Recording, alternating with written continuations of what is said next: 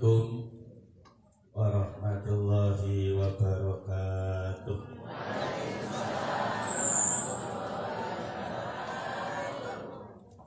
Bismillah, alhamdulillah, wassalatu wassalamu ala rasulillah, la nabiyya ba'dah, amma ba'd. Hadratal muhtaramin, para alim, para ulama, sesepuh yang kula hormati, wabil khusus duriyah saking Waliullah Syekh Basaruddin, Bapak Lurah, Uki Sedoyo, Jairin Jairat rahimakumullah. Alhamdulillahirabbil alamin.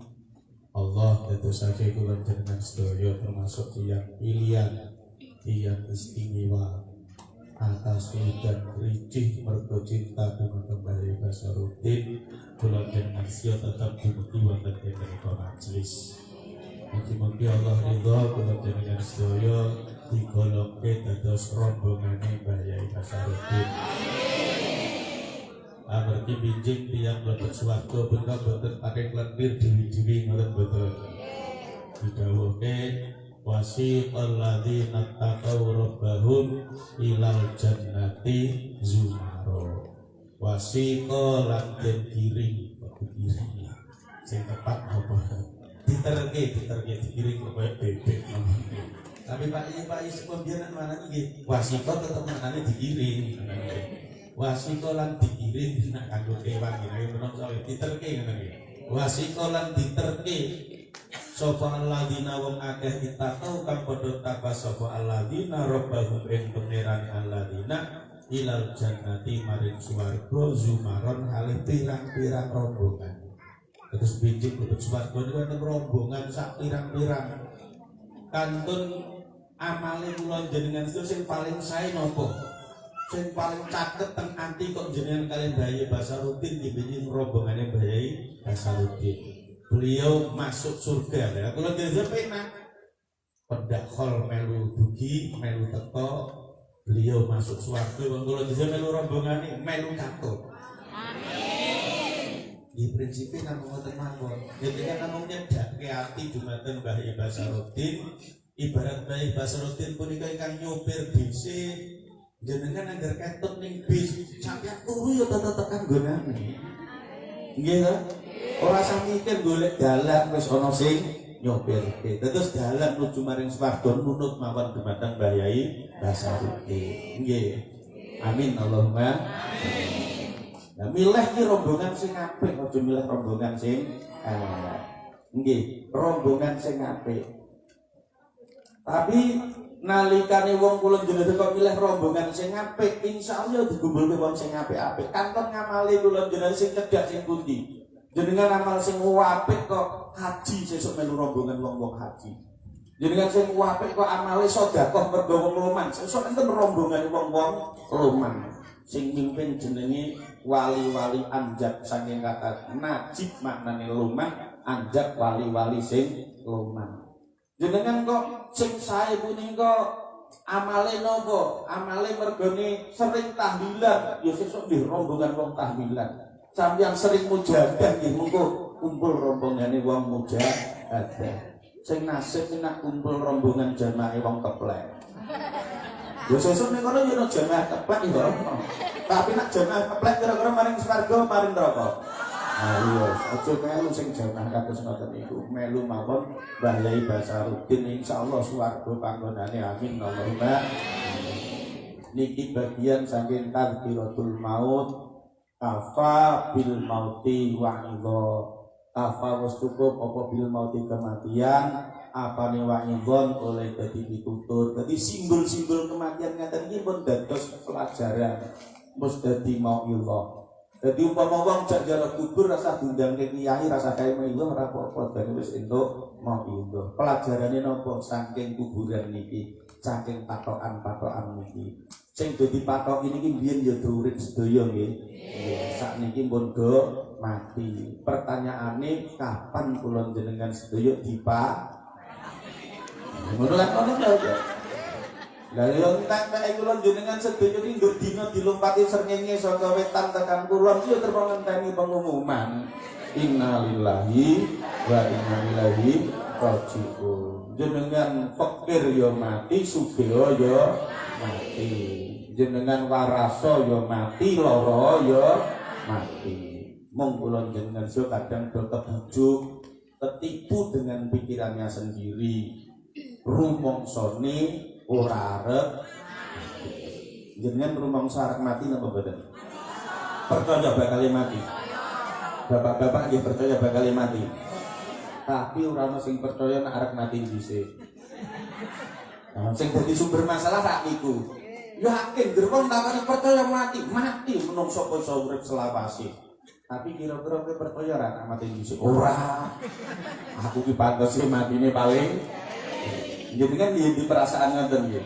Nggih. Nomor setunggal sebabe biasane mergo rumangsa nom sing pantes mati sing sampeyan di perasaan ngoten. Padahal mati ora ana syarat kudu tuwa. Tuwa mati nggih pantes, nom mati nggih pantes, bayi mati nggih pantes, bocah cindro weteng mati nggih pantes. Wong mati niku kalau khusus kok sedang kewes. Nggih kewesan mawon. Mong kula njenengan dhewe mong sing ora sadar rumangsane dume jek nom matine jek suwe. Lah terus modele jenengan bandingke karo sing luwih tuwa, aku karo nyaiku tuwa nyaiku. Aku karo mara tuaku tuwa mara tuaku. Dadi rumangsa nom terus padahal mati ora kudu tuwa. Ya biasane pancen ngoten, sing tuwa luwih pantes mati. Kan ngoten to nggih? Nggih. Tapi prakteke kok mboten ngoten. Wong malaikat Israel niku nak mendhet kula jenengan sedaya. Niku nggih kaya wong pring sari nak ngetok pring ngoten niku lho. Yo kan? Pring sari akeh pringe to mboten? Ya. Wong pring sari kok ora akeh pringe ya ora pring jenenge. Nggih, nah wong pring sari nak ngetok pring niku rak nggih milih to nggih. Sing dipilih sing lurus-lurus apa sing bengong-bengong? Sing lurus-lurus. Nggih, tur tuwa. Nah, ngoten nggih, tuwa. Berarti nek ana pring sing tuwa lurus diketok dhisik. Nggih, gawe ondo ya sing tuwa sing lurus, gawe usuk ya sing tuwa sing lurus, gawe reng ya sing tuwa sing lurus. Tapi umpama ora sing tuwa enom ya kanggo sing penting lurus. Sing penting lurus, yo kena-kena gawe dadung, kena gawe putus kan ngoten lho nggih. Nggih. Kuwi nek diwerohi Mbah, lha kuwi kok wis tuwek ora diketok-ketok. Alah pringe mulet to. Ditokake. Wis gapuk ora diketok to Mbah. Dan monggo rek gapuk ambruk karepe dhewe. Mbah kan jereke ketemu turu ngetok pring ngono kuwi. Sing lurus-lurus sing diketoki dhisik. Mulane guyonane Gusmus kuwi dadi wong iki aja lurus-lurus kok ndak dapat diketok. Yo kadang rada mulat sithik ngono ben rada awet nyawane ngono. Dan nggih ngoten niku. Dan kula gale-gale iki keteke Gusmus guyonan tapi jebule kok yo masuk akal. Mandeg kula gale-gale ternyata ya Allah Gusti wong sak kampungku sak desaku ngoten niku sing rata-rata sing mati-mati sing malah sing kok apik-apik ngoten niku. Nggih sing lurus-lurus ngoten niku. Syukur wis tuwa. Nggih, syukur wis tuwa. Ijek enom niku lho. Wah itu dibutuhkan masyarakat, jasanya untuk masyarakat sangat besar, jasanya untuk warga sangat besar, masih sangat dibutuhkan. Ijek sumrum wis dadi ketok. Wis dadi ketok. Ngoten niku. Ngopo meneh kalau wingi zamane corona niku kok wis ora peduli niku wis. Nak ngetok bet-bet iki kok saiki. Nggih. Tapi ana sing gregetke.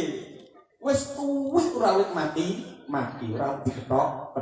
Oh, jojo iki kakean molek.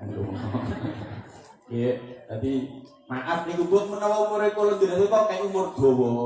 Syukur alhamdulillah, muga-muga tambah manfaat, tambah barokah. Khairun nasi man tola umruhu wa hasuna amaluhu. Apik-apike wong kuwi sing umure dawa, manfaate gedhe, amale apik. Tapi wasarun nasi walek-waleke menungso mantola umruhu wa sa'a amaluhu. Walek-waleke wong sing umure dawa tapi kelakuane badhek. Nah niku wong sing paling welek. Wis muga-muga mawon kula jenengan iki mbok menawa dikek umur dawa mergo diwet-wet ben tambah akeh manfaat. ati. Amin Allahumma amin. Nggih ngoten mergo niku gelem ora gelem kula jenengan sedaya iki sesuk mesti bakal yo mati. Ora ono sing bakal urip selawase. Malah kadang-kadang kula jenengan ku enten sing ketuwek ngralik mati-mati niku malah susah lho. Nggih. Lho aja dikira niku sampeyan pamane umure wis tuwek ralik mati-mati niku bahagia mboten malah sengsara. Sebab cara cah sekolah niku ralik lulus-lulus. Lho sekolah ning SD ning MI ki paling pantes ki 6 tahun lulus pindah sekolah nggone SMP. Ning donya ora yo ngoten, sekolah ki ora suwe-suwe ning donya yo paling cukup ditambahi 0 yo 20 tahun punggul sithik ngono aja nunggak wae. Kancane 20 tahun wis do lulus kok dhewe nganti tekan 70 tahun nunggak sak kelas. Wis pindah meneh. Kancane wis do pindah ning gone alam kubur kok dhewe sekolah ning alam dunya wae. Ngono kuwi nunggak kadang ping 2 wis nganti 80 tahun. Ana sing nunggak ping 3 brang wis nganti 90 tahun. Niku malah susah lho niku. Lah napa umur saya tuwa niku ketemu umur sing nom-nom bingung nak ngomong ora nyambung. Nggih, nak ngomong ora nyambung. Sing nom sing diomongke Amerika, Arab Saudi, New Zealand, sing tuwa-tuwa sing omongke Yaman Jepang, Yaman London, kuwi ora nyambung. Sing nom-nom sing diomongke Instagram, FB, sing diomongke berapa? Twitter. Sing wong tua-tua sing diomongke napa? Ngaji ngoten nggih. Ngaji tahlilan. Sing nom-nom sing diomongke iki pakanan ya spaghetti, hamburger, ngoten pizza. Sing tua-tua sing diceritake wero. Arep-arep. Wili wis ora nyambung. Mulane niku beda umur tebih niku malah susah. Kula jenengan sedaya bakal mati. Wong ora bakalan urip selawase. Malah Imam Syafi'i punika nate nyindir kula jenengan sedaya dengan bahasa yang cukup luar biasa. Malik innat tabiba bihi wa dawaihi layas tati'u difa'a maqdurin qadha malito bibiyamutu bidda illadhi kana yubri ujur hahu fima madha sholli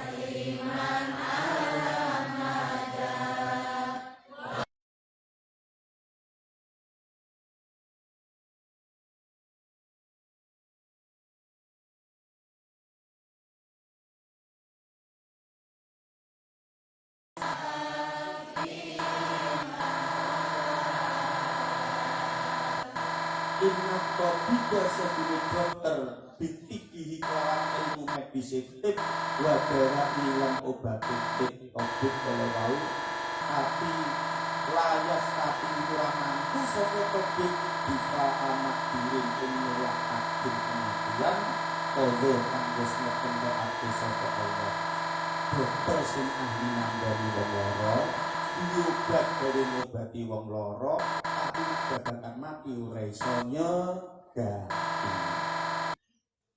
Nak digawa nang dokter napa jaminan mari? Mboten. Gone rumah sakit ndak mesti mari. Mboten. Ya ana sing mari, ya ana sing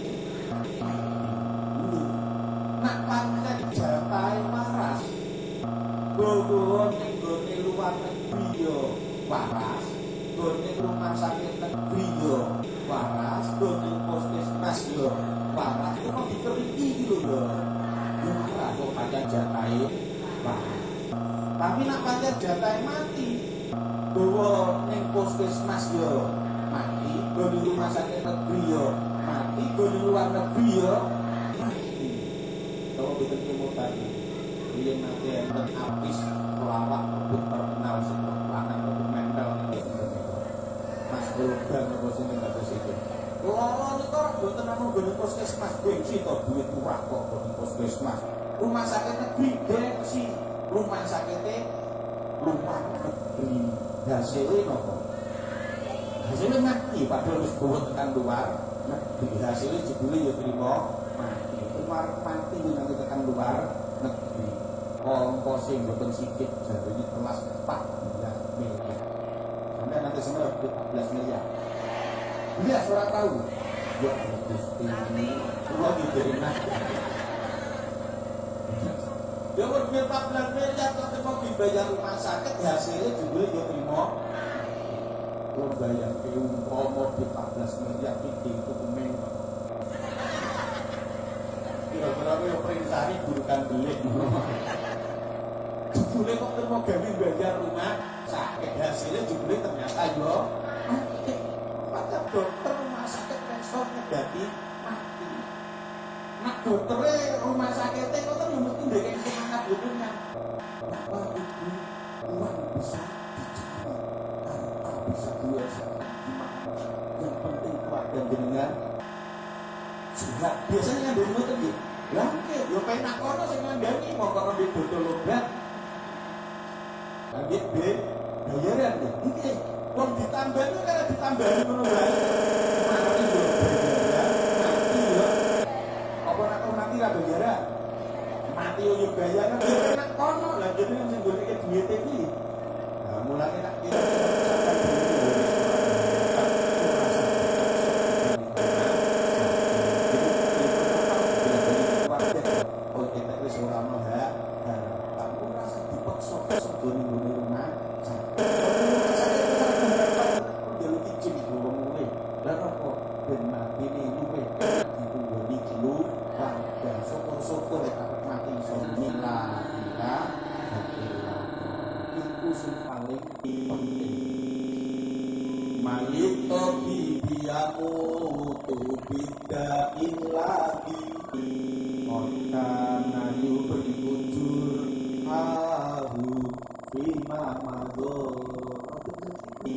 Imam Syafi'i Malik Tabibi yang mutu bidai lagi kotna nayu beri ujur halu fima madho. Ngapain itu masih banyak dokter yang pada mati gara-gara penyakit yang orang lain saja penyakitnya sembuh oleh dokter tersebut, tapi dokter tersebut malah mati gara-gara penyakit itu.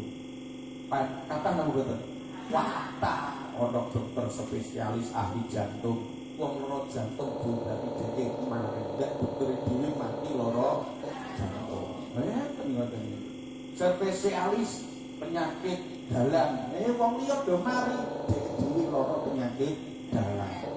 Wali spesialis paru-paru, wong loro paru-paru dioperasi dhewe mari dhewe malah mati gara-gara loro paru. Kenapa? Kan dokter kok ya rasane ganti mati wong mati kuwi kok jalan. Kalangkang mudawawal mudawi waladi jalabat dawa awaba ahwa manistaro sing diobati mati sing ngobati yo sing dodol obat mati sing gawe obat yo Salli wa sallim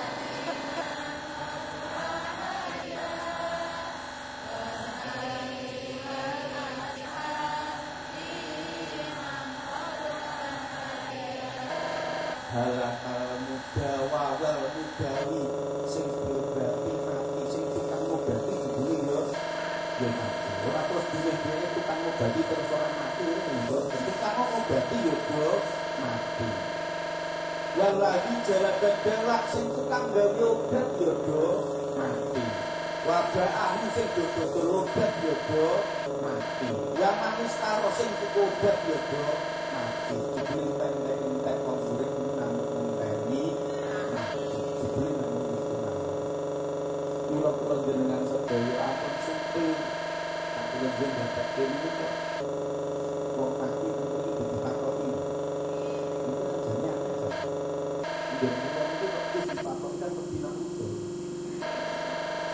sapi dipakai lebih nabilan ya kita perlu sama Allah tapi ini mungkin gitu dipakai ini tadi dipakai ini yang kok tidur kalau itu biasanya itu tempatnya antara udah petrol nopo kalau kita betul itu aslinya lepas ke kalian dari nabi tidak mata belum ada nanti total amalu ilamin salah sih uang kita harus mati wakil amal kerja kecukupan namong setunggal sodako tim jaya tim manasuki sodako jariah nanti sesamunya mau mati sodako jariah sodako isi malah jadi wong lebih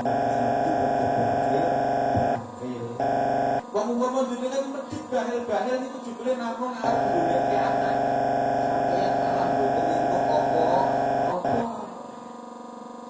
itu apa-apa sadar kamu boten kula jenengan sedaya niku waktu pikiran tenaga umur tak gawe nglungguhke bodho donya kula jenengan sedaya jiplek niku sing 2/3 sudah jadi miliknya anak bukan milik kita cuma 1/3 mulane nek ana wong pringsari wong pringapus kok pengin sedekah separuh harta saya takok boten pareng diwakaf ini masjid tak ada masjid itu dibalikke ojo akean separuh dikakean milikmu hanya seperti izin begitu terus itu kadang itu di sing dipolikin Quran kok alhaakumut takatsur hatta zurtumul maqabir menungso punika dos ngitung-ngitung bondo iki tanah utawa tanah pirang-pirang kos-kosanku sakiran pirang kayak koko pirang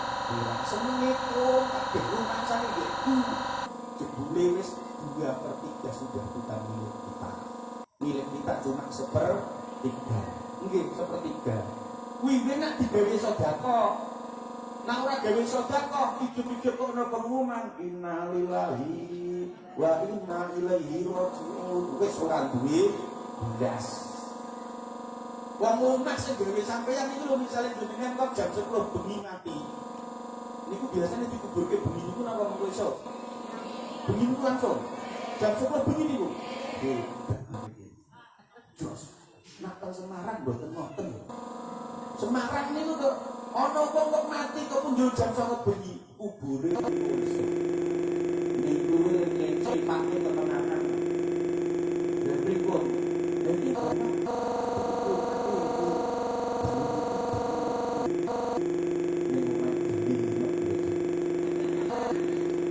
berarti lah diakui ke seorang ibu kalau ngono lho. Nginep kan muni tanggane aku ora mulai nginep di dulur ngene tangga. Ngono nggih. Nginep ini hotel. Wong ini kok main dhewe kok.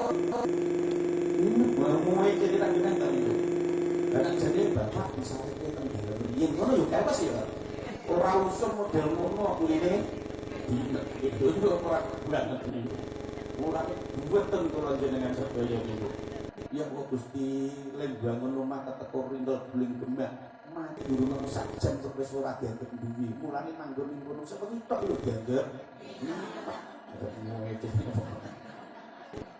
nggih mulane dadi wong aja medhit-medhit aja bahil wong sangune wong mati iku jebule namung sedekah niku sing teko digawe kanca ning alam kubur minimal niku nak sampeyan ijek umure dawa kok jenengan sedekah sedekah kena gawe tolak balak as-sedekah tutaqwa balak sedekah itu kena gawe tolak balak apa meneh kok menungso wit niku lho tak deloki wit pelem niku wit pelem itu sing nyawone awet itu sing roman kok sing sedekah iki sering wong ngoten niku awet niku wis nganti tuwek ora oleh diketok nggih terus yo malah disayang Rabu ngoten ibu-ibu di moto yang sok dening kono jadi pokoke ben legi ngoten bar mesusi banyu lerene bidang eman-eman sok dening gone wit pelem bulan apa ben cepet cuma ngoten ya Allah Gusti mergo kilingan wit pelem iki disebut wong sedep so dampo saking sayangi wit pelem kira tau masuk angin dia bisa nyetir jadi yo nopo ben tapi disompeke yo pelem di cerget tapi kira-kira sampean duwe wit pelem wis disompeke yo ora apa disiram leri yo ora apa dikek moto yo ora apa dikek rambut yo ora apa malah kudu sing buyut wetenge awake gedhe oyote tekan ngendi nganti kolong kaki rambut kira-kira karo pring sapi gapake diketok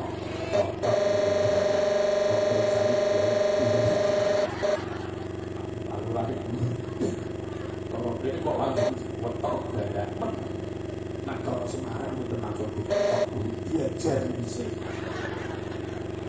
boleh bendu diajar sama sekolah tapi belum sudah orang benar kecil orang bangunan gandan wangi orang motor dibuang orang bantu orang pokoknya melarat atau diwenei itu dibuang itu bisa dibuang apa ijek kurang kok pange melu dibuat iki sisan. Wah, kok iblat bet. Ya nek goreng-goreng. Ya kok diplatok iki. Ngono iki diplatok isih langsung diketok. Oh, diplatok isih. Iya coba galak aja langsung diketok. Platok isih. Tapi nek dincing iteni ya sesuk ora woh. Nah, kuwi lagi di mulane dadi wong aja medhit-medhit aja bahil. Mergo bondo dunyane kula njenengan sedaya niki menawi mboten dirongi gawe sedekah jebule kula njenengan sedaya niku mangke mboten dadi rezeki bondo namung dadi tumpukan harta kamin ghanin wa rizquhu qalilu kamin fakirin wa rizquhu aksaru akeh wong kang sugih rezekine kurang akeh wong kang larat rezekine pirang-pirang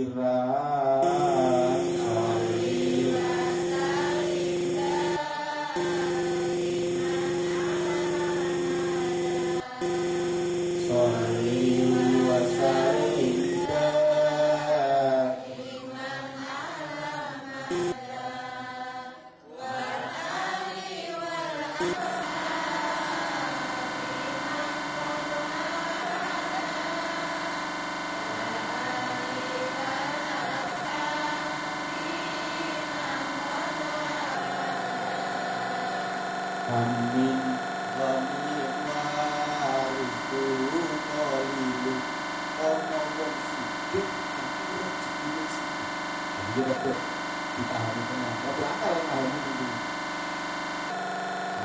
kan itu ya di wong hidup rezekine sithik malah sing ngantuk malah sithik ono wong sugih iki pancen bondone akeh tanah saambra-ambra omah pirang-pirang kos-kosan pirang-pirang komun raitungan mobil pirang-pirang tapi rezeki sithik mergo nabi ndawuhke rezeki niku mboten tumpukan harta mboten rezeki niku tengene hadis nabi ndawuhke olaku agama mali menungso anak putri Adam wis sering nikah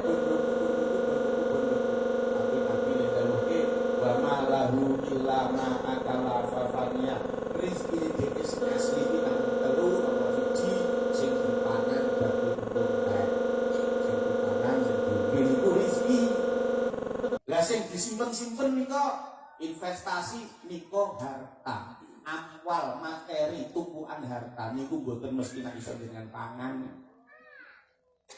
nggih niku tumpukan harta urung mesti jenengan kok bermangan. Sing nomor kali wa malah bisa fabalia apa yang digunakan kemudian usaha Para bahasa pring sari napa amok. Lambi dinggo bar niku amok. Mobil anyar dinggo besok ya wis bekas. Ngoten lho, bekas. HP anyar sedina didol ngarani ya HP bekas. Bojo nggih entuk seminggu digugat ya bojo bekas. Bekas. Pokoke wis bar ngoten niku bekas kabeh, bekas. Jebule niku sing rezeki sing nomor 3 wa mata sedekah famadho. Rezeki sing nomor 3 kuwi sing tok sedekah. Kuwi lestari tok gawe samu tekan akhirat. Sak liyane sing dipangan, sak liyane sing digunakake, sak liyane sing disedekah kuwi dudu rezeki. Niku tumpukan harta. Nggih, niku tumpukan harta. Umpama jenengan sawah 7 hektar sing kuat jenengan paculi pirang prapen. Seprapat sedina mawon pun boyoke pun pegel. Nggih to, wadal tanahe 7 hektar. Umpama omahe sampeyan niku 8 misale. Sing iso gawe turu sampeyan pinten? Setunggal. Wah, siji gedhe ukurane 70, ukurane 120. Alah, sing iso gawe turu ya namung sak kamar. Nggih to? Sak kamar ning kono ana tempat tidure, ana ambene, ana spring bed-e. Sing kena dituru namung sak spring bed niku. Spring bed-e wombo sing kena gawe turu namung sak bantal. Lah dadi rezeki jenengan sing asli namung sak bantal iki. Mobil sampeyan pira? 17. Sing iso sampeyan tumpaki ya namung 1 tok. Mobil sampeyan gedhe dawa, limosin dawa. Ora namung sapi limosin, sedan limosin dawa. Alah, mobilmu dawa kaya apa sing iso mengtingge ya namung sak. Ya namung sak kursi ya niku lan nggih jenengan asline nggih niku. Mong menungso niku alah aku mutang atur senenge ngitung jumlah bondone. Jebule iki kula ndoro tak janji. Buat beras kula ning gudang iki pirang-pirang puluh ton sing kok pangan. Tak piring. Nggih ngono. Nggih, lan iku rezeki. Mangga kudu mangga wong sugih niku rezekine sithik. Wong fakir ya rezekine akeh. Dan pas ono wong mantu, ono prasmanan ku ben prasmanan nggih. Niku dapat dulu ya Allah Gusti. Kula nek nutup wong sugih, Pak. Wong sugih iki ya rezekinya akeh positif sing dipangan iki lho akeh kok sithik jebule suwi nggih nyangking piring ngeten iki namung plaku paling kono ana tengkleng terus sirahe namung tengkleng ora wani jipo wis darah tinggi ngarep sebelah kono kuwi enten opor ya Allah Gusti opor itu namung disawah wis kolesterol tinggi ngoten iki aja malah sebelah kene ana seafood ikan-ikan laut yen ana cumi ana udang itu namung dipandang saja lan ana wis asam aurat akhirnya ngaleh ning pojok kono niku klothuk kene kono ana salad betul salah, bukan sholat, nah sholat di masjid, salah, sayur-sayur mentah nih lho, sayur-sayur mentah sih rodok mateng nih paling bonceng setengah mateng, wortel setengah mateng ini sih dijibuki, terus dikei saus karo mayones. Oh, jebule pakanan wong sugih iki mung muni. Ning nggonku kuwi pakanan perwelu. Wong sugih kok rezekine namung sithik. Bondone wakeh lho padahal tanah pirang-pirang hektar, omahe pirang-pirang nggon, mobile sak pirang-pirang, duwite ning bank, depositone ratusan juta mungkin miliaran. Pakanan namung kaya pakanan luar. Pun lho wong sing fakir, masyaallah rezekine wakeh. Sing iso banget wakeh. Ning kene weruh tengkleng jipuk langsung turu ngirus. Pangan piring celeke ngaleh pindah opor ngono wis dipuk kuku jen jipuk buntu jen jipuk sampai itu blok piring seleke wes ngono iki pindhan meneh pindhan orang yo dijipo cumi yo dijipo rajungan yo dijipo cek kerupukan ini mangan dulu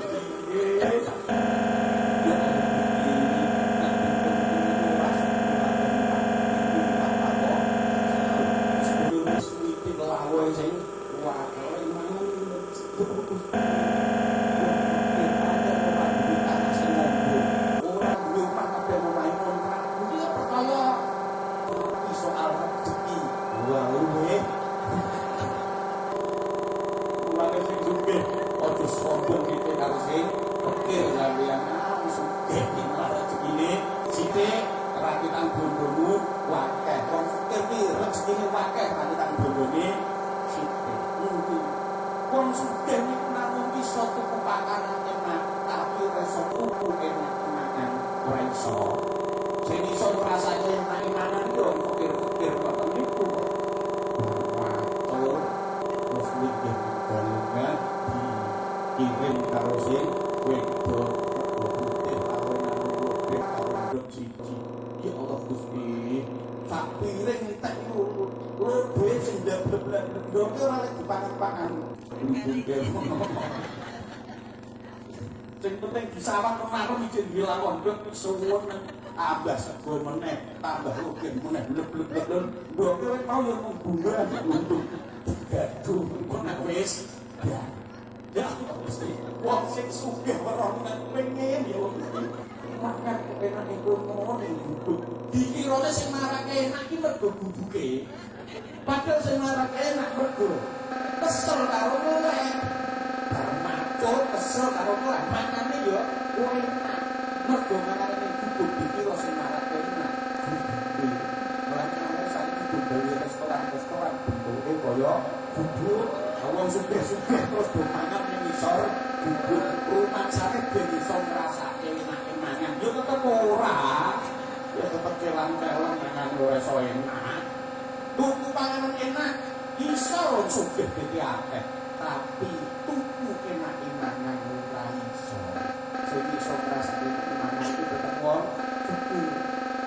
wong sugih iso tuku panggonan turu sing larang tempat tidur yang mahal bisa beli bukan namung Jepang ora kanggo Jepang ora kanggo ambet ora kanggo spring bed kurang apik wah niku tempat tidur kalau isine niku mboten kapuk isine mboten per isine iso disetel kalau digawe panas kalau digawe bentuk itu kan bindang-bindang tapi ora kok iso tuku alate kita tapi ngrasake enak itu yo ora iso wong terus kucing terus tani yo nggih ana mobilku apa wis bingung wong fakir apa meneh kok tuku sing isine banyu wong sing bar wis kablotan kok kadang tukune kasur isine kapuk ngono kadang kontene sak pirang kadang malah ning dhuwur dalan paling modern wis mulya kok beda tangga-tangga sing kerjane nang tukang sekop pasir ngertos karo mriki stane ya tukang sekop lho ya tukang sekop lho enggak kedune pasir sak ter dibayar sekitar kabeh itu dirombong wong loro berarti nang ngomong 30 banyak kok nang kuwasa terus mendukung dan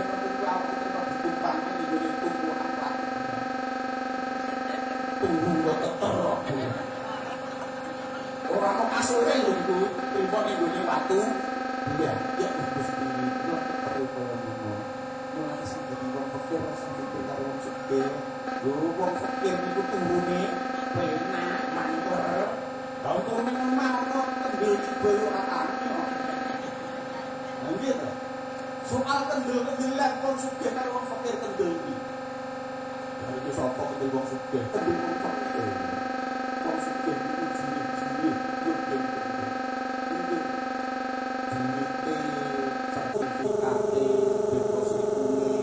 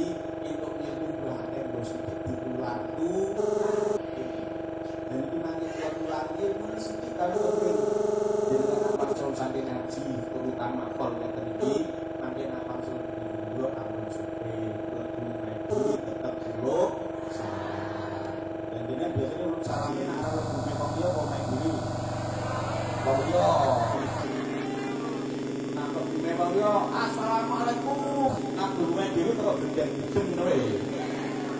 Ora balik iki. Niki gara-garane wong pring sari, wong pring ngatus sok dipikiran, dikirane assalamualaikum niku nganggo istighfar. Jadi wong dia dikira nak dari jika nuwun dijawani monggo. Ngoten iki. Saya kira wis ora usah. Ganti assalamualaikum dijawani waalaikumsalam. Salam niku donga. Assalamualaikum damai sejahtera iku alaikum tak dongake muga tetep ing ngatasé sira kabeh. Dadi sampeyan nak kamu ngoten kok wis sing manggone patene dongake muga damai slamet sehat rezekine lancar ora masalah kok benar ngono. Lah wong liya pe didongake kok wong dhewe ora didongake. Wah. Nggih. Nak wangsul beli-beli mangke mbok ana wonge mbok ora omahe dhewe tetep disalami. Lan ora ana wonge sing jawab malaikat sinten mriku. Sami kali jenengan salat niku ambekan menika salate nak ditutup nganggo napa? Salam. Lah sampeyan uluk salam karo sapa? Anda ya assalamualaikum warahmatullahi wabarakatuh. Ini pirang-pirang malaikat. Assalamualaikum warahmatullahi wabarakatuh. Kiwa yudak malam. Orang bukan sholat kok main dengan bukan niku mulane ojo lali buluk salam. Ngoten nggih, buluk salam. Lah niki khusus nek mulai saka pengajian kor kebun ojo lali, ojo kesusu mlebu. Bak buluk salam. Terus maca kudu sepisan. Apa nggih? Apa yen pemain kudu barokah. Dua kali kudu tapi merasa terakhir macam rasa ngono. Yo pokoke iki lakuke guru wae. Ya. Ora lali. Mangke lawange dikoko. Ketok salah. Lawange kok dikoko omah-omah untuk ini kayak koyo ini kowe karo aku wis kira-kira ambune iso. Pun nanti takut ketemu dhewe. Mangke Pak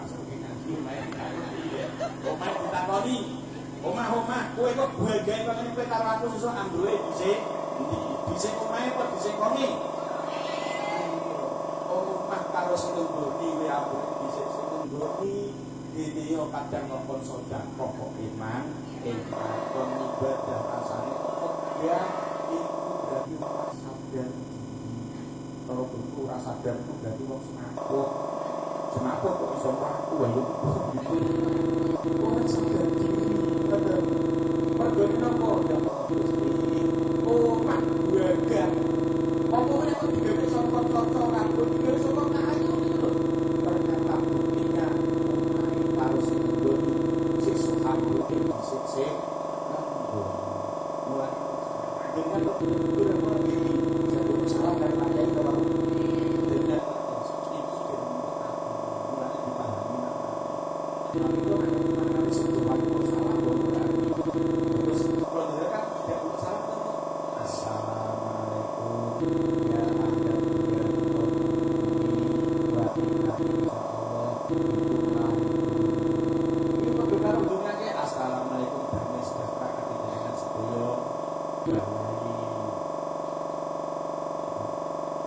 Basaruddin udah kasih wa inna insyaallah bikumatu basaken cari orang pakai dan sedulur mas susu lho kok wa inna lan sedulur kita insyaallah ngersake sapa Gusti Allah bikum kelawan sira kabeh iku lan iku napa usul kabeh jadi cara kita mbah tenang mawon gabut baru sebenarnya kalau susu kalau itu jaga salah umpama sampean krungu wedi yo kapan ini ya untuk kamu pengen jenengan sedaya itu digawe ora tengen umpama digawe tengen wedi lan kula jenengan gadah keluarga sing mati iku menurut keterangan wong mati punika menawi kala sensor saking pertanyaan ingkang akhir punika kurang lebih qadra arba'ina yauman kurang lebih nganti 40 dina oleh tapi syaratnya lolos sensor. Mulane iki Mbah Mudin, Mbah Yai nembe ditamu. Saniki nek satu kelas dino lebih kenal Baria, mangke sekedhap malih dibimbing kalih ampun kuwatir ampun geter. Pas puniki ngono kae ahli kubur sing asli lho bingung. Mbah Mudin kok penak menang ngandani aja kuwatir tur geter. Kowe urung nglakoni aku nglakoni. Kuwi ditenang. Kalau ketemu Mbah Murah ndredeg apa meneh ketemu malaikat sing ora tahu ketemu ora tempat jiret geter iki. Monggo nek sampeyan ditakoni mangko kita sapa pengiranmu jawab kok kami tegas tegas Allah ya Gusti Allah minta sensor. Wa madinuka apa agamamu? Al-Islamu ini Islam sensor. Wantin tanya pertanyaan bama tamasak tako blama nikah sadurunge matimu pengen cekelan apa? Tamasak tu biqauli la ilaha illallah. Kulo matine cekelan la ilaha illallah. Oh, dengan lolos sensor diserahke karo malaikat itu. Niki dados sing takon niku kali mungkar nakir pengawal iku. Niki pengawal iku sing loro apik, sing nomor 3 medeni. Sing nomor 1 itu jenenge malaikat suhur. Ora kada terkenal jenenge malaikat suhur. Jenengan kok lolos sensor pertanyaan kubur serahke malaikat suhur. Pun kita pangsul. Oleh delok bojo, delok anak, delok keluarga rumah. Suwene 40 dina. Mulane ana acara matang urung. Mergo nek wis 40 dina malaikat suhur pasang bariah. Bariah iku sekat ben iso ndok keluargamu iso mulih ning keluargamu. Jenengan di keluarga sing mati sakjroning 40 dina nek iso aja buka lemari sertifikat niku aja. Pak Nimane jemero kok betul tontonan nang kuburan di Pak Nimane biarin terus ribut lagi sertifikat. Lu nangis wong tuane. Bapak-bapak yang ngoten untuk menawa gambar jenengan mati umpama arep kabine.